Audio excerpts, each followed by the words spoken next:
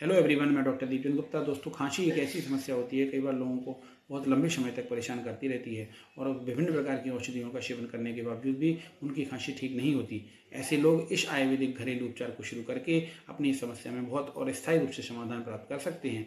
इस उपचार के अंतर्गत उनको 100 ग्राम देसी खंड का पाउडर लेना है तथा 10 ग्राम फिटकरी की भस्म लेना है। इसी को हम स्फटिक भस्म भी बोलते हैं। दोनों को मिला करके एक साथ संग्रह करके रोज 1.5 चम्मच रात को सोते समय लेना है। इसको अगर आपकी सूखी खांसी है तो आपको गर्म दूध के साथ लेना है, और अगर खांसी गीली है या कफ वाली है तो इसको गर्म पानी के साथ सेवन करना है। ऐसा आप 6-7 दिन कंटिन्यू करके अपनी समस्या में स्थायी समाधान प्राप्त कर सकते हैं।